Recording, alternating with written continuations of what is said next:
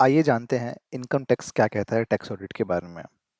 अगर आप एक बिजनेसमैन हैं और आपका टर्नओवर किसी भी फाइनेंशियल ईयर में 1 करोड़ से ज़्यादा एक्सीड कर देता है, तो आपके ऊपर टैक्स ऑडिट की लायबिलिटी आ जाती है।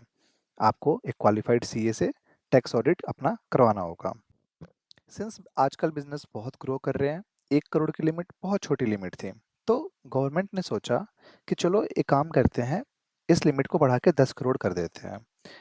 लेकिन इसके लिए गवर्नमेंट ने दो कंडीशंस लगाए कि आपकी जो कैश रिसीट है और आपकी जो कैश पेमेंट है वो एक्सीड नहीं कर सकते 5% of total receipt and 5% of total payment. तो गवर्नमेंट डिजिटल ट्रांजैक्शंस को बढ़ावा देना चाहती है। अगर आपका बिजनेस बिल्कुल डिजिटल पेमेंट्स पे डिपेंडेंट है, तो आप 10 करोड़ की लिमिट में फॉल करेंगे और आपको अपना टैक्स ऑडिट 10 करोड़ क्रॉस होने पे कराना पड़ेगा। नाउ ये जो टोटल रिसीट है, इसका मतलब ये नहीं है कि सिर्फ आपने जो सेल करी है अपनी फिनिश गुड्स को या अपना जो भी जिस भी प्रोडक्ट में आप डील करते हैं, टोटल रिसीट्स में अगर आपने कोई प्लांट एंड मशीनरी या कोई भी कैपिटल एसेट्स अगर आपने सेल करी है, उससे आपको कोई रिसीट हुई है, वो रिसीट भी इसमें इंक्लूसिव होगी। So any kind of receipt you have received during the financial year, वो आपका इसमें इंक्लूडेड होगा। सिमिलरली पेमेंट्स के लिए ये बोला गया है कि आपने कोई भी चेक या डिमांड ड्राफ्ट ड्रॉन किया है which is not an account पेई, तो हम उसे कैश पेमेंट ही मानेंगे, हम उसे डिजिटल पेमेंट नहीं मानेंगे।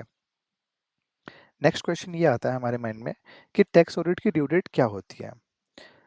तो जो भी आपकी as an SSC due date of filing return है, क्योंकि आप हो सकते हो आप इंडिविजुअल हो सकते हो आप कंपनी हो सकते हो आप पार्टनरशिप फर्म हो, तो आपकी जो भी due date of filing return है उससे 1 महीने पहले तक आपकी टैक्स ऑडिट रैप अप हो जानी चाहिए।